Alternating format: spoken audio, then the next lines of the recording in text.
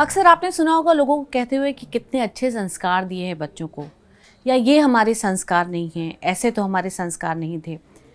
अक्सर फिर दिमाग में ये सवाल आता है कि संस्कार आखिर होते क्या हैं? धर्म के आधार पर होते हैं या एक परिवार संस्कार देता है? क्या संस्कारों को एक आम बोलचाल की भाषा में व्यवहार या जो तहजीब तमीज़ सिखाई जाती है उससे कंफ्यूज कर लिया जाता है? आज बात संस्कारों की होगी। हिंदू धर्म के अनुसार क्या संस्कार हैं, जिन 16 संस्कार की बात होती है वो कौन कौन से, और ये सब हमें ज्ञानवर्धन करेंगे। स्वामी सतीक्षाचार्य जी महाराज, बहुत बहुत स्वागत है आपका गुरुजी। बहुत आभार। तो सबसे पहली बात तो यही बता दीजिए कि संस्कार आखिर होते क्या हैं, क्योंकि कोई गलत बात कर देता है तो ये कह दिया जाता है ये हमारे संस्कार नहीं हैं। तो क्या मैनरिज्म को संस्कार कहते हैं या संस्कार होते क्या हैं?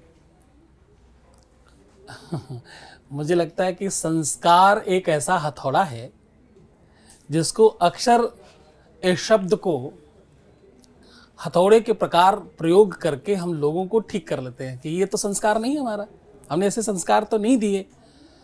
संस्कार जो शब्द है वो संस्कृत का शब्द है। संस्कार कहते हैं कंस्ट्रक्शन को, निर्माण को, कि भाई हमने ये दीवार ऐसी टेढ़ी तो नहीं बनाई थी, हमने जब बनाई थी तो सीधी बनाई थी, ये टेढ़ी कैसे होगी? तो कोई लोड पड़ रहा है क्या, कहीं कुछ गड़बड़ हो रहा है क्या, कैसे टेढ़ी हो गई? तो कहीं न कहीं संस्कार के बारे में जब तुम बात करते हो तो संस्कार सदैव देने वाले के ऊपर ही उंगली उठती है। संस्कार वो कंस्ट्रक्शन है जिसमें ये सिखाया जाता है what to do, how to do, when to do, where to do, कब करें, कितना करें, कैसे करें, क्या नहीं करें, किस तरह रहें। वो जो मैनेजमेंट है लाइफ का, बस वही संस्कार है। संस्कार वो मैनेजमेंट है पारिवारिक, वो परिवार का स्ट्रक्चर है जिसको हमने देख देख कर, सुन कर, समझ कर आगे बढ़े हैं हम, वही संस्कार है। आपका रोज के रोज कंस्ट्रक्शन होता है। जब आप छोटे थे तो आपको ये भी नहीं पता था कि पानी को क्या कहते हैं। आप जब छोटे थे तो आप पानी को क्या बोलते वो भी नहीं पता था। धीरे धीरे आपने समझा, बोली, भाषा, पद्धति, सब कुछ आपने आसपास के माहौल से सीखा है। कोई बुंदेलखंडी बोल रहा है, कोई पुरबिया बोल रहा है, कोई अवधी बोल रहा है, कोई भोजपुरी बोल रहा है, कोई मैथिली बोल रहा है, कोई आसामीज बोल रहा है, कोई तमिल बोल रहा है। सब अलग अलग पद्धति के आधार पर जिसने जो जैसा देखा, जिसने जो जैसा महसूस किया, आसपास का माहौल जैसा था, यानी जैसा सांचा था, उसमें वही बनकर तैयार हो गया। अभी मैं कोई रील देख रहा था, उसमें देखा कि तरबूज जो हम गोल देखा करते थे, अब वो क्या करते हैं, छोटे से तरबूज को एक सांचे में पहले से ही डाल दिया और उसको बंद कर दिया। अब तरबूज जब खुलेगा, बड़ा होगा, तो उसको जगह ही नहीं मिलेगी इधर उधर जाने की। तो अब तरबूज गोल नहीं होकर चौकोर निकलेगा, यानी अगली बार जब काटना होगा तो उसका वेस्टेज कम निकलेगा। सीधे सीधे चौकोर पीसेस निकाल लेंगे ताकि स्लाइस अच्छे दिखाई पड़े। तो यानी जैसा सांचा रखा, तरबूज भी वैसा बन गया। तो कोई भी चीज जो प्राकृतिक तौर पर गोल थी उसे चौकोर भी बनाया जा सकता है, यही संस्कार है। शेर को भी मनुष्य के बीच में रखा जा सकता है, मांसाहारी प्राणी को भी सात्विक बनाया जा सकता है, यही संस्कार है। संस्कार सदैव देने वाले का परिचय कराते हैं, इंसान का नहीं।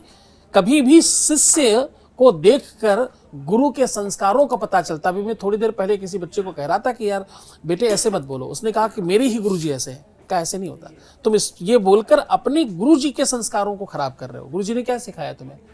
गुरुजी ने तुम्हें सिखाया दुनिया के सारे संत महान होते हैं, सबका आदर करो, सब बहुत श्रेष्ठ, सब महापुरुष हैं, सब किसी कारण से यहाँ आए हैं, सब औस्मिक किरणें हैं, सब कोई परातत्व के लोग हैं, तभी तो इतनी महान जगह पे बैठे हैं। हम क्यों नहीं पहुंचे, हम क्यों नहीं कर पा रहे?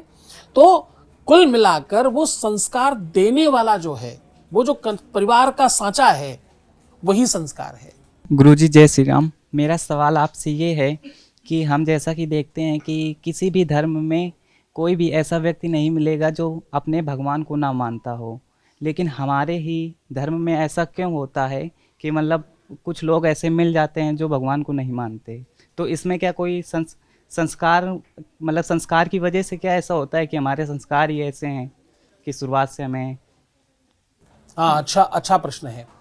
ये संस्कारों का ही प्रताप है। हम जब छोटा बच्चा कुछ करता है तो हम बहुत आनंद लेते हैं उसका। आजकल लोग बोलने लग गए हैं ये बहुत सब कुछ तो ठीक है, हिंदी नहीं जानता, बिल्कुल बोलता ही नहीं है हिंदी तो ये लिख ही नहीं पाती, इसको तो हिंदी पता ही नहीं है, और इस बात को बोलकर बड़ा गौरवान्वित महसूस करते हैं। आप किस बात पर गौरव कर रहे हो? एक ज्ञान नहीं होना मतलब वो अज्ञानी है और इस बात पर तुम गौरव कर रहे हो? वो मंदिर नहीं जाता, पता नहीं इसकी क्या आदत है, इसको तो मंदिर जाना पसंद ही नहीं है। संस्कार दे रहे हो, बार बार उसके सामने बोल और रहे हो, तुम बड़ा अच्छा काम कर रहे हो, शाबाशी और दे रहे हो। हम स्कूल में छोटा सा पेन पाते थे तो बड़े प्रसन्न होते थे और अगली बार प्रयास करते थे कि और अच्छा करेंगे, इनाम मिलता है, पुरस्कार मिलता है, सबके सामने सम्मान मिलता है। माँ बाप बार बार सम्मानित कर रहे हैं सुबह दोपहर शाम हमको ये बोल बोल कर, इसको ये नहीं आता, ये नहीं करता, इसको ऐसा नहीं अच्छा लगता, इसको तो ये पसंद ही नहीं आता, ये तो ऐसा करता ही नहीं है, कितना ही बोलो ये तो नहीं ही करेगा। अरे तुम जितनी बार करने को बोल रहे हो उससे ज्यादा बार नहीं करने को बोल रहे हो, कैसे करेगा? संस्कार ही है, संस्कार ही है भगवान को मानना, संस्कार ही है भगवान को नहीं मानना, संस्कार ही है उसको अच्छा होना, संस्कार ही है उसका बुरा हो जाना। संस्कारों की पद्धति, एक तरफ भगवान मर्यादा पुरुषोत्तम राम है जो पढ़ने के लिए अपना महल त्याग कर गुरुकुल गए, संस्कार है ये। वरना क्या होना चाहिए था? बुढ़ापे में बच्चा पैदा हुआ, वो इतने धनवान थे, वो चाहते गुरुकुल अपने महल में बना लेते, सारे बच्चे वहीं पढ़ने लगते, पर नहीं, साफ साफ लिखा गया गुरुग्रह गए पढ़न रघुराई, अल्पकाल विद्या सब पाई। अब रामायण का दूसरा पात्र है रावण, उसको पढ़ाने के लिए ब्रह्मा जी स्वयं उसके घर आते थे। तो ये संस्कार दिए गए ना बचपन से, एक तुम बड़े आदमी के बच्चे रुको, ब्रह्मा जी यहीं आएंगे, ब्रह्मा जी हेलो नीचे आओ, पढ़ाओ मेरे बच्चे को। संस्कार ही तो है। इतना अभिमान जब तुम बचपन से दे रहे हो तो क्या रावण नहीं पैदा होगा? कौन पैदा होगा? आपने क्या अवसर दिए हैं? प्रभाव अभाव को जन्म देता है, अभाव प्रभाव को जन्म देता है। आप क्या अवेलेबल करा रहे हैं, क्या उपलब्धता दे रहे हैं, उन्हीं से संस्कार बनते हैं। संस्कार साचा है, साचा अच्छा निर्माण करो, व्यवस्था अच्छी निर्माण होगी। गुरुजी, मेरा सवाल ये है कि आने वाली जो पीढ़ी है उनको संस्कार कैसे सिखाया जाए कि वो उन्हें प्रेरणा का स्रोत माने, ना कि कोई अंधविश्वास माने। अच्छा, आपके एक ही प्रश्न में बहुत सारे प्रश्न हैं। अंधविश्वास जैसी कोई चीज होती ही नहीं, इस शब्द को बोलना बंद करो पहले। ये अंधविश्वास वाला शब्द ला करके तुमको पागल बनाया गया है, बाहर का आया हुआ ये शब्द है, इसको तत्काल अपने जीवन से निकाल फेंको। अंधकार, अंधविश्वास ये होता ही कुछ नहीं है। विश्वास अंधा हो ही नहीं सकता। विश्वास जब होगा तो विश्वास होगा, अंधा जो होगा वो सिर्फ अंधा होगा। आंखें और रोशनी एक दूसरे की पूरकता है। नई पीढ़ी को ही नहीं, नई और पुरानी दोनों पीढ़ियों को संस्कार ऐसे देने पड़ेंगे एक दूसरे को, ताकि वो संस्कृतिवान बने रहे। एक बड़ा होगा, एक छोटा होगा। आजकल अभी कोई बच्चा कह रहा था कि मैं अपने माँ बाप को कैसे मतलब सिखाऊं, कैसे नहीं, अगर वो कहीं गलत हो तो भी ना बताऊं क्या? मैं तो भी नहीं कहूं कि तुम यहाँ गलत हो, ये तुमको ये नहीं आता तो मैं कैसे रोकूं, कैसे अपने आप को कि तुमको ये नहीं आता, तुम ऐसे सीखो। तो मैंने उससे कहा भाई तू जितने भी आपकी जानकारी, तेरे पास जो भी जानकारी है बेटे, वो सब बहुत छोटी है उनकी जानकारी के आगे। वो कुछ भी नहीं जानते हैं, वो तो भी तुमसे बहुत ज़्यादा जानते हैं। यही सीखना है तुमको, यही संस्कार है। संस्कार क्या है कि तुम ऐसे सांचे को निर्माण करो अपने दिमाग में, यही ही करना है, ऐसे ही किया जाता है, ऐसे ही करना चाहिए, यही संस्कार है। वो नियम बनाए रखो, नदी के किनारे बांधे रखो ताकि नदी सुसज्जित और बहुत बेहतरीन चले। गंगा पूज्य है, गंगा की पूजा करते हैं ना हम लोग, गंगा जल पान करते हैं ना। बाढ़ आ जाए, घर में घुस जाए गंगा जी तो क्या करते हैं? झाड़ू मारकर बाहर निकालते हैं। तो कोई कितना ही श्रेष्ठ हो, अमर्यादित है, असंस्कारी है, तो वो पूज्य नहीं रहता, वो श्रेष्ठ नहीं रहता। तुम्हारी श्रेष्ठता मर्यादा में है, तुम्हारी श्रेष्ठता अंकुश में है। निरंकुश होने पे क्या मर्यादा है? और अंकुशित रहना ही संस्कार है। जी। तर्कों के बीच में आधुनिकता और तकनीक, इन सब के बीच में अपने संस्कारों को कैसे सहेज सकते हैं? ये मुझे क्या लगता है, तर्क और कुतर्क ये दोनों बहुत जरूरी चीजें हैं। सनातन धर्म विश्व का पहला धर्म है जहां अभिव्यक्ति है किसी को कुछ भी पूछने की, दूसरे किसी धर्म में नहीं है। कभी कभी अभिव्यक्ति ज्यादा होना भी दोषपूर्ण होता है, क्योंकि लोग जो पूछते हैं, प्रश्न करने का एक नियम होता है। आप सब लोग जरूर सुनो क्योंकि विद्यार्थी हो। प्रश्न करने का एक नियम होता है कि हम जिससे पूछ रहे हैं उसको बहुत बड़ा समझें, और जो हम पूछ रहे हैं उसके बताने पर वही मानेंगे जो वो बताएगा। मैं जो पहले से जानता हूं या जानती हूं वो नहीं मानना है, अन्यथा तुम्हारा पूछने का मतलब बेकार हो गया। भगवान कृष्ण ने गीता का ज्ञान अर्जुन के साथ साथ युधिष्ठिर को, भीम को, नकुल को, सहदेव को, यहां तक कि कर्ण को, गंगा पुत्र भीष्म को, और यहां तक कि दुर्योधन को भी दिया, पर मिला नहीं। देने वाला साक्षात भगवान है तो भी ज्ञान नहीं दे पाए। मिला किसको? अर्जुन को। क्यों? क्योंकि अर्जुन कहता है शिष्यस्ते हम साधुराम त्वाम प्रपन्नाम, मैं तुम्हारा शिष्य हूं और तुम मेरे गुरु जी हो। तुम जो कहोगे वही आखिरी सत्य है। तुम जो जिस प्रकार कह रहे हो, जैसे कह रहे हो, वही आखिरी सत्य है। ऐसा मानना ही प्रश्न करना होता है। आजकल लोग क्या करते हैं? प्रश्न ऐसा करते हैं या तो बताने वाला अटक जाए, और अथवा जो मुझे मालूम है वही बोलो तो ही सत्य है। तुम्हारी जानकारी कम भी हो सकती है, गलत भी हो सकती है, बिना आधार के भी हो सकती है। तो संस्कार वो पूरा का पूरा कंस्ट्रक्शन है जिससे महल सुंदर बनना है। कोई दीवार टेढ़ी हो गई है तो तोड़कर सीधी करो, यही संस्कार है। नमस्कार गुरुजी, मेरा आपसे ये प्रश्न है कि जैसे संस्कार हैं वो बचपन से ही दिए जाते हैं। हम जब छोटे होते हैं हमें बताया जाता है कि झूठ नहीं बोलना चाहिए, चोरी नहीं करनी चाहिए, बड़ों का सम्मान करना चाहिए। लेकिन सर जब हम बड़े होते जाते हैं, जब हम बड़े हो रहे होते हैं, तो जब हम आसपास के अपने इन्वायरमेंट में देखते हैं कि जो लोग हमें सिखा रहे हैं कि ऐसा नहीं करना चाहिए, ऐसा करना चाहिए, ये संस्कार होता है, वही लोग उस चीज़ का पालन नहीं कर रहे हैं। और उसी समय फिर हम सबको लगता है कि ये जो हमें बताया जा रहा है वो सच है, या फिर ये जो लोग कर रहे हैं रियलिटी में वो सच है। बहुत अच्छा। संस्कार विहीन होते क्यों है लोग? इसी कारण से संस्कार विहीन होते हैं, क्योंकि संस्कार देने वाला स्वयं उस संस्कार में नहीं है। कथनी और करनी अलग अलग हुई तो संस्कार बिगड़ जाएंगे। क्यों? क्योंकि संस्कार एक तरह की शिक्षा है। शिक्षा सुनकर, देखकर और पढ़कर आती है। कैसे आती है शिक्षा? सुनकर, देखकर और पढ़कर आती है। तो आपने जो पढ़ा वो देखने को नहीं मिल रहा है, जो देखा वो सुनने को नहीं मिल रहा है। तो इतना अलाइनमेंट गड़बड़ है, संस्कार कैसे बनेंगे? जो टेक्निक बना रहा है वो पढ़ाई नहीं कर रहा, वो सिर्फ एक ही चीज की पढ़ाई उसकी है कि इसको फंक्शनेट कैसे करें, इसको चलाएं कैसे। जो पढ़ रहा है वो किसी को कुछ बताना नहीं चाहता कि इसको मालूम पड़ गया तो, ये भी जानकार हो गया तो। संस्कार देखकर, सुनकर और पढ़कर आते हैं। इन तीनों का अगर अलाइनमेंट अच्छा नहीं है, बर्तन में छेद करो और फिर उस पर लिक्विड भरो तो क्या होगा? सब बह जाएगा, सब बेकार हो जाएगा। तो माँ बाप को, परिवार को, बड़े लोगों को जो संस्कारों की बात करते हैं उनको सबसे पहले खुद को सुधरना पड़ेगा। दूसरे की जय से पहले खुद को जय कहो, तभी तो कुछ ठीक होगा। वक्त के साथ क्या संस्कार भी अपग्रेड होते हैं? क्योंकि हम देखते हैं कि अब आजकल के टाइम में ज़रूरतें बदली हैं, और अब काम के साथ साथ स्मार्ट वर्क का कल्चर है कि आप काम करो तो फिर थोड़ा स्मार्टली करो। तो क्या वक्त के साथ संस्कार भी अपडेट होते हैं या वो परंपरागत कुछ है? जिसको हम अपडेट कहते हैं उसको दूसरी भाषा में, संस्कृति की भाषा में पुनरावृत्ति कहते हैं। मतलब पुरानी चीज को फिर से स्वीकार करना। एक समय था जब आप आंख बंद करके बात कर लिया करते थे। एक समय था जब आप आंख बंद करते और ध्यान लगाते वहीं पहुंच जाते जहां आपको जाना होता। पहले आपने ये नहीं माना, फिर आपने धीरे धीरे मानना शुरू किया कि भाई मोबाइल है, वीडियो कॉल है, फ्लाइट में आप जल्दी से बैठकर जा सकते हैं। उड़न तस्तरी आप नहीं मानते थे, अब हेलीकॉप्टर है तो आप मानने लग गए, हाँ जी ऐसा हो सकता है। तो आप धीरे धीरे, क्योंकि गोल है ना सब कुछ, तो आप धीरे धीरे शनै आप पीछे की तरफ जा रहे हैं, आप आगे नहीं जा रहे।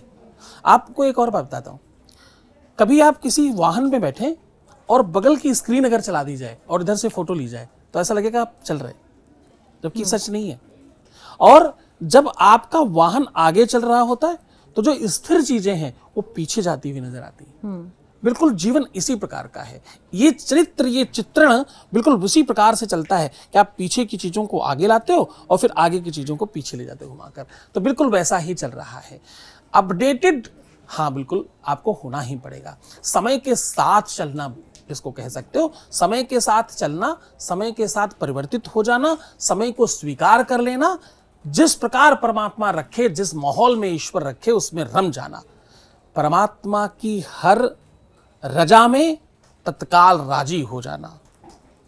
वो कहते हैं ना, पुराने संत कहा करते, जाही विधि राखे राम ताही विधि रहिए, धन्यवाद निर्विवाद हानि लाभ सहिए। जाही विधि राखे राम ताही विधि रहिए। यही संस्कार है। संस्कार कितने तरह के होते हैं, फिर हम उनके कई आकार प्रकार पढ़ने में भी आते हैं। देखिए, संस्कार को अगेन संस्कृति में समझो तो संस्कार किसी भी चीज को सुधारने का नाम भी है, अथवा संस्कार शोध और रिसर्च को भी संस्कार कहते हैं, अथवा किसी भी चीज को बहुत तपाना, बहुत बहुत बहुत उसका मुख्य तत्व बाहर निकाल लेना खींचकर, इसको भी संस्कार बोलते हैं। आयुर्वेद में सोने का संस्कार करके स्वर्ण भस्म बनाई जाती, यानी उसको खूब जलाया जाता, खूब तपाया जाता, बिल्कुल इतने हायर लेवल पे उसको तपाया जाता है कि वो भस्म हो जाए। आयुर्वेद में पारे के 27-28 संस्कार होते हैं। संस्कार होते हैं मतलब उसको इतनी बार रिसर्च किया जाता है, इतनी बार उसको अलग अलग चीजों के साथ सम्मिश्रित किया जाता है। संस्कार का ये जो शब्द है, इसका प्रकार होता है तपाना, बनाना, क्रिएट करना, निर्माण करना। संस्कार का मतलब होता है व्यवस्थित करना और अव्यवस्थाओं को ठीक रखते रहना। जिस प्रकार माली काट छाट कर पेड़ को सुंदर बनाता है, सुंदर बनाए रखना, रचना करना, श्रृंगार करना, ये सब का मतलब श्रृंगार होता है। नमस्कार गुरुजी, मेरा सवाल ये है कि आज़ादी के नाम पर क्या हम अपने संस्कारों को तोड़ रहे हैं? हाँ, ये बड़ा अच्छी बात है। हमें संस्कार जो दिए गए वो थोड़े हल्के दिए गए, इसलिए तोड़ पा रहे हो। ताला वही टूटता है जो हल्का होता है, भारी ताले कभी नहीं टूट पाते। हम जो तोड़ रहे हैं आज़ादी के नाम पर, आज़ादी जैसी कोई चीज नहीं होती। ये बात आप सदैव ध्यान रखिएगा। जब आप अपनी जिसको आज़ादी समझते हो उसको निरंकुशता बोलते हैं। जब भी निरंकुश होंगे आप, जिस भी तरफ आप ज्यादा ध्यान देंगे, जैसे आप खूब खाने पर ध्यान दीजिए, खाना खाइए, खाना खाइए, खाना खाइए, खाना खूब खाइए, खूब खाइए, जो अच्छी चीज मिले खाते रहिए, खाते रहिए, खाते रहिए, भागते रहिए खाने की तरफ। क्या होगा? शरीर अव्यवस्थित हो जाएगा, आप बहुत धीम सीम हो जाएंगे, खूब मोटे हो जाएंगे, खूब अगड़म बगड़म हो जाएंगे, और वही नहीं होगा, बीमारियां बढ़ेंगी, अव्यवस्थाएं बढ़ेंगी, शरीरम व्याधि मंदिरम, तमाम तरीके की व्याधियां बन जाएंगी। और उस सूत्र से आप निपट जाओगे जहां ये कहा गया है, शरीर माध्यम खलधर्म साधनम, किसी भी साधना के लिए शरीर स्वस्थ होना आवश्यक है। उससे आप मुक्त नहीं हो पाओगे, आप वो साधना नहीं कर पाओगे। आप अगर ये आदत डाल लें कि मुझे रोज उंगली ऐसे ऐसे करनी है, तो एक दिन ऐसा होगा कि आप इसे छोड़ नहीं पाओगे। जो आप आजादी के नाम पर कर रहे हो, आज जितना कर रहे हो कल उससे ज्यादा चाहिए होगा। आज आप इसको अदरवाइज मत लीजिएगा। आज किसी भी वजह से, आज दोस्तों के कहने पर इतनी सी मदिरा चख ली आपने, अरे बियर ही तो है, इसमें क्या है, पी सकते हैं। भरोसा मानना, कल तुमसे ज्यादा बड़ी बेवड़ी कोई होगा नहीं, क्योंकि तुम धीरे धीरे आगे बढ़ोगे। शनै शनै तो मतलब जो भी कर रहा है ऐसा, वो धीरे धीरे आगे बढ़ेगा। पान मसाला खाने वाले पहली बार एक सुपारी ऐसे रगड़ कर उसका ऊपर का सब हटा कर खाते हैं। अरे मैंने तो सुपारी खाई है, सुपारी ही खाना था तो पान मसाले वाली सुपारी क्यों खाई? अलग से सुपारी खाते ना, वही वाली खाई। अच्छा बेटा, अब शुरुआत हो गई इसकी। अब तुम्हें पान मसाला खाने से दुनिया की कोई ताकत रोक नहीं पाएगा। अब एक दिन ऐसा आएगा पूरी पुड़िया फाड़ोगे, बिना देखे खा जाओगे, जबकि पीछे बड़ा सा बिच्छू बना है, ये जानलेवा है, ये हानिकारक है, आप नहीं सुनोगे। क्यों? क्योंकि आपने अपने को निरंकुश कर दिया है, अंकुश नहीं लगाया ना। वो पहली सुपारी पे अंकुश लगा लेते तो क्या होता? आप आगे नहीं बढ़ पाते।